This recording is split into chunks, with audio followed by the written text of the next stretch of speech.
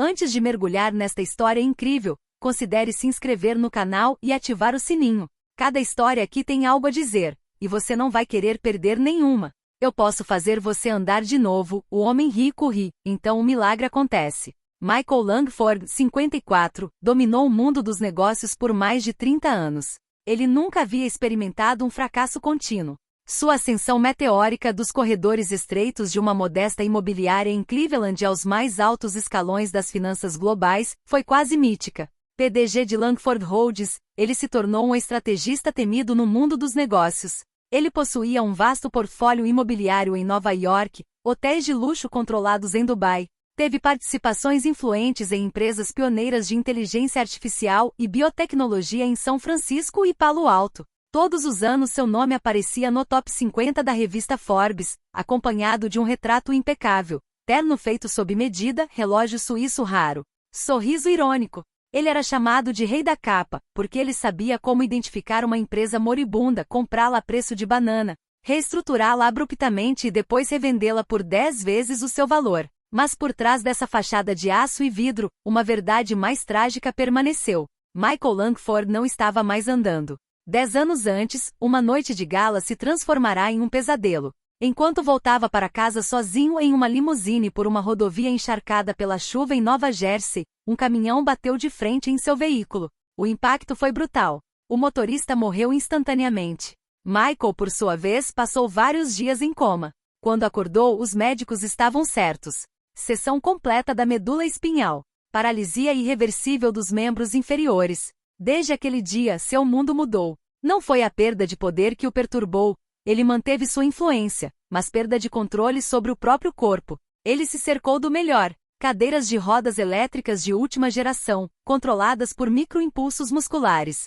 Rampas integradas em seus imóveis em Los Angeles, Miami e Tóquio. Um elevador privativo em sua cobertura em Nova York. Enfermeiros discretos, coaches de saúde, um chefe pessoal capaz de gerenciar todas as variações em sua condição física. Mas nada poderia substituir a simples sensação de levante-se de manhã e coloque os pés no chão. À noite, ele ficava sozinho na imensa sala de estar envidraçada de seu apartamento na Central Park West.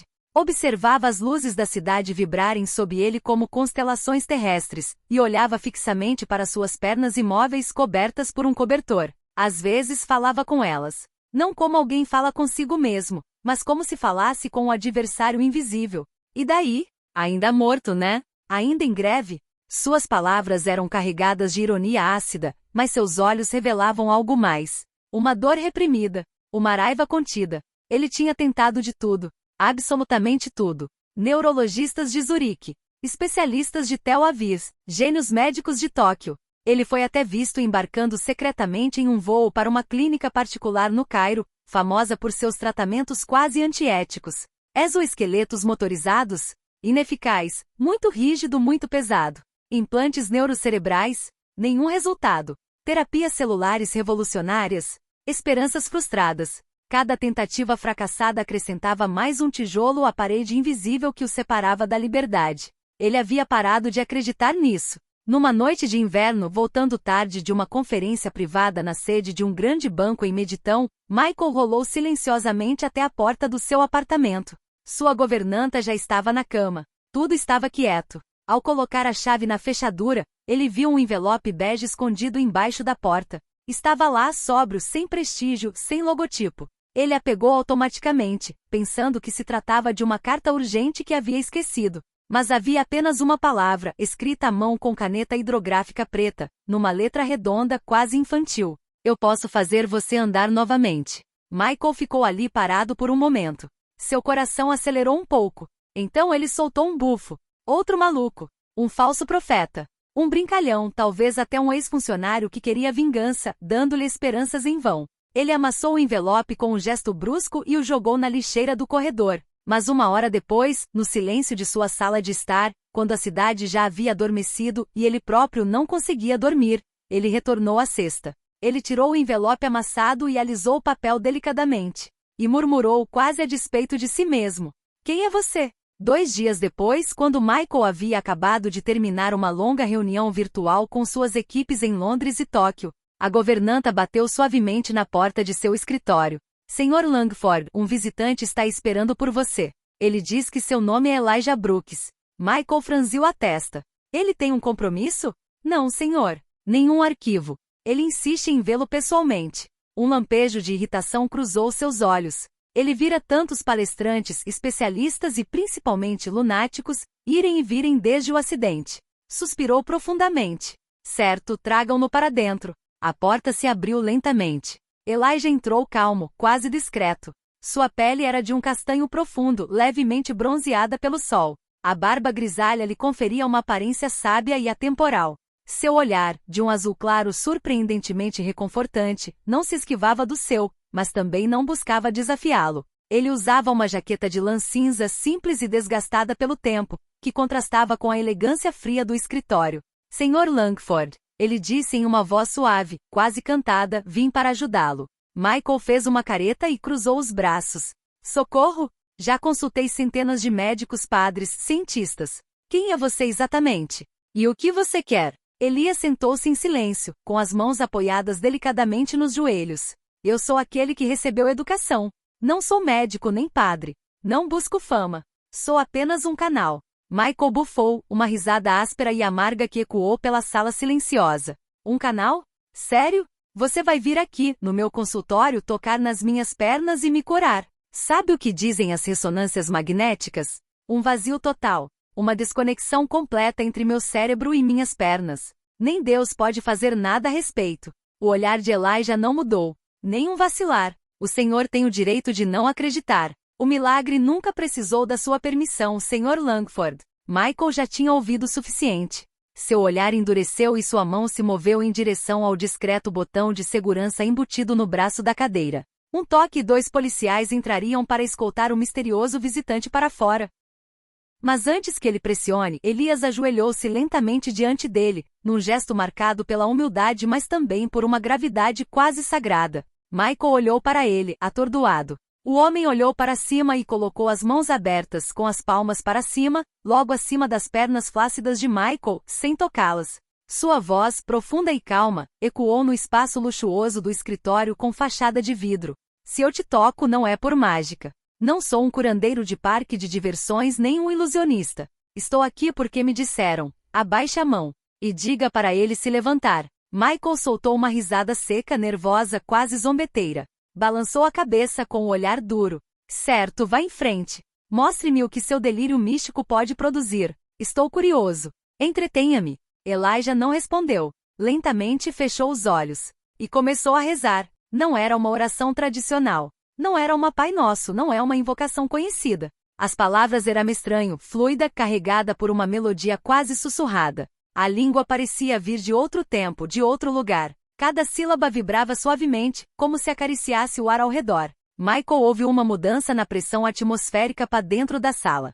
O ar ficou mais denso. Um silêncio sinistro se instalou, quase solene. Até o zumbido distante da cidade parecia suspenso. Então, de repente, ele sentiu alguma coisa. Um calor suave, como uma corrente quente, começou a se espalhar para o alto das coxas. Lentamente desceu pelas pernas, como se um fluido invisível estivesse fluindo por longos canos enferrujados. Ele arregalou os olhos. Um arrepio percorreu sua espinha.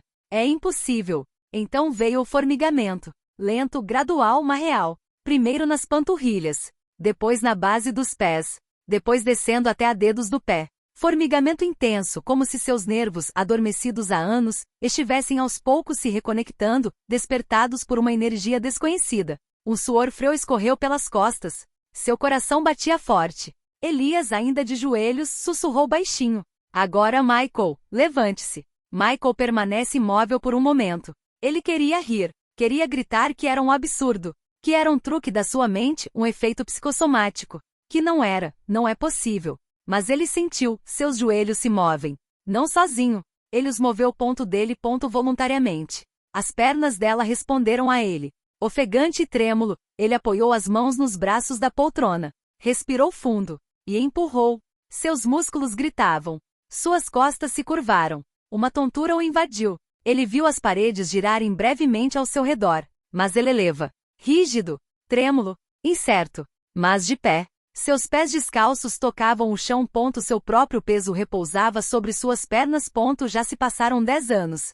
10 longos anos. Ele queria falar, mas sua garganta estava seca. Suas mãos ainda seguravam os braços da cadeira, mas seus joelhos não cediam. Então, lentamente, ele deu um passo. Seu equilíbrio vacilou. Ele quase caiu, mas seguiu em frente. Então um segundo passo. E então suas pernas cederam. Ele caiu suavemente de joelhos no tapete de lã em lágrimas. Ele chorava. Sem dor, sem medo. Chorava como uma criança. As lágrimas fluíam livremente sem vergonha, sem resistência. Seu corpo tremia. Mas seu coração batia mais rápido do que nunca. Elijah colocou a mão em seu ombro. Sem palavras. Sem sorriso. Apenas uma presença gentil e silenciosa. E no silêncio daquele luxuoso escritório, outrora cheio de orgulho e ceticismo, uma verdade surgiu na alma de Michael Langford. Ele tinha acabado de passar por um milagre. No dia seguinte, as redes sociais estavam em polvorosa. Michael Langford, antes conhecido como o Titã Sentado de Wall Street, foi visto caminhando sozinho, sem ajuda, pelo Central Park, vestindo apenas um moletom cinza e calças de moletom. Uma adolescente filmou a cena. Nós o vimos parar perto de um carvalho centenário, fechar os olhos por um momento e então continuar caminhando como se nada tivesse sido quebrado dentro dele. O vídeo alcançou 1 milhão de visualizações em poucas horas. A CNN mancheteou: o milagre do Central Park, Michael Langford remarche. Programas de entrevistas, especialistas médicos, céticos e crentes enlouqueceram. Quando perguntaram a Michael o que aconteceu, ele apenas sorriu discretamente. Ainda não estou pronto para falar sobre isso, disse ele a um grupo de jornalistas. E ele desapareceu, deixando para trás um rumor crescente. Mas por dentro Michael estava abalado. Todas as noites, em sua vasta mansão, ele repassava a cena. Ainda sentia o formigamento, o calor, aquela voz ancestral, aquela prece de outro mundo. Ele então fez o que os homens no poder fazem quando não tem mais uma explicação lógica. Iniciou uma investigação. Sua equipe de investigadores, ex-agentes do FBI, especialistas em segurança cibernética, investigadores particulares, examinou câmeras de vigilância, chamadas telefônicas, registros de hotéis e bancos de dados médicos. Nenhum traço de um certo Elijah Brooks. Não possui número de previdência social. Não tem conta bancária. Nenhum registro médico. Nem carteira de motorista. É impossível, rosnou um dos investigadores. É como se ele nunca tivesse existido. Michael passou noites inteiras se perguntando se estava sonhando. Seria uma ilusão? Uma ilusão causada pelo desespero? Uma alucinação? Mas então, como ele explicava esse corpo que se movia, essas pernas que respondiam? Não, não foi um milagre vago nem um sonho. Era real. Mas foi mais. Semanas se passaram. Michael continuou caminhando. Depois voltou a correr. Começou a dançar. Tentou yoga, ciclismo, natação. Mas algo havia mudado. Não foi apenas o seu corpo que se levantou, foi sua alma. Ele não sentia mais aquela necessidade visceral de dominar, de conquistar, de esmagar os concorrentes. Mercados, fusões, números, tudo isso agora parecia pequeno. Vide. Certa manhã, enquanto observava o horizonte de Manhattan de sua cobertura, ele tomou uma decisão. Ele vendeu uma grande parte de suas ações no grupo Langford International e se aposentou do conselho de administração. E ele jogou a Fundação Langford, uma organização sem fins lucrativos dedicada à assistência médica, reabilitação de lesões, educação em áreas urbanas e pesquisa sobre medula espinhal. Dezenas de centros de reabilitação surgiram por todo o país. Ele financiou clínicas móveis, bolsas de estudo para jovens de guetos e centros de reabilitação para ex-prisioneiros. A imprensa o saudou como um novo homem. Mas Michael não estava fazendo isso para melhorar sua imagem. Ele queria entender. Ele queria retribuir. Um dia, enquanto visitava o Bronx para considerar a reforma de uma igreja antiga e abandonada, um edifício gótico esquecido e coberto de era, uma senhora idosa o chamou. Ela estava varrendo os degraus da igreja com uma vassoura gasta. Ela olhou para cima, encarou Michael por um longo tempo e então disse em uma voz suave, quase cantada: Você foi tocado por Elias, não é? Michael parou subitamente. Você o conhece? Não, mas eu também vi. Há muito tempo, ela murmurou. Ela se aproximou lentamente e colocou a mão no peito dele. Ele sempre vem quando você perde tudo. Ele nunca fica, mas deixa uma marca. Não no corpo, na alma. Michael sentiu um arrepio percorrer seu corpo. Ele queria saber mais, mas a mulher desviou o olhar. Não cabe a mim dizer-te. É contigo, viva o que você recebeu. E ela voltou para sua vassoura, como se não tivesse dito nada de extraordinário. Naquela noite, Michael subiu os degraus do altar abandonado, sob os vitrais quebrados e se ajoelhou sozinho. Ele nunca foi um homem de fé, mas naquela noite ele rezou. Não conseguir, mas para agradecer. E quando ele se levantou, ele ouviu uma voz no fundo do seu coração. Uma voz calma, antiga e familiar. Você anda agora. Então ande pelos outros. 10 anos depois, Michael Langford não era mais o empresário solitário e implacável. Sua figura outrora familiar nos círculos de Wall Street agora era vista em lugares muito diferentes. Clínicas na África, orfanatos na América Latina, mosteiros nas profundezas das montanhas da Ásia. Ele conservara pouco de sua vida anterior, exceto seu nome, que agora usava para servir aos outros.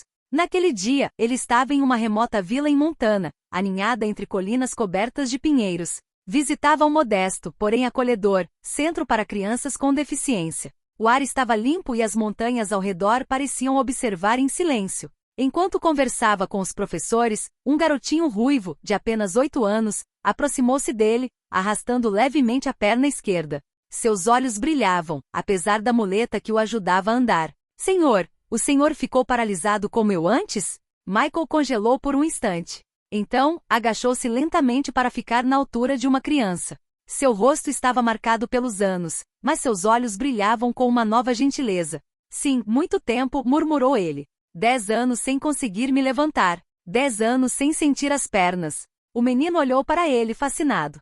O que aconteceu? Você fez alguma cirurgia? Michael sorriu fracamente. Não. Alguém me tocou. Não um médico, não um cientista. Um homem estranho. Ele só me disse uma coisa: levante-se. A criança pareceu pensar. Então assentiu rapidamente. Eu também. Alguém me ajudou também. Ele pegou minha mão durante a noite. Achei que estava sonhando. Ele disse: suas pernas serão fortes como pedras. E um dia você correrá mais rápido que o vento. Michael sentiu o coração disparar. Ele colocou a mão delicadamente no ombro do garoto, e seu olhar subitamente ardeu. Qual era o nome dele? Você ouviu o nome dele? A criança sorriu. Sim, Elias. Michael fechou os olhos lentamente. Uma brisa leve soprava, acariciando seu rosto como uma mão invisível. As folhas do pinheiro farfalhavam suavemente, como se respondessem a uma presença intangível. Quando abriu os olhos novamente, olhou para a criança com infinita ternura. Elijah não cura apenas pernas, murmurou ele. Ele também cura o que está escondido no coração. O menino pegou a mão dele. Você acha que poderemos vê-lo novamente um dia? Michael olhou para o céu azul puro. Não sei, disse ele num sussurro. Mas sei que ele nunca está longe daqueles que ainda têm esperança. Daqueles que perderam tudo, mas que não deixaram de amar. E naquele preciso momento, Michael soube que seu caminho não havia terminado. Pois por onde Elijah havia passado, ele também precisava continuar. Não para compreender, mas para seguir adiante. Para ser, por sua vez, um sinal vivo de que a luz sempre retorna, mesmo quando não a esperamos mais.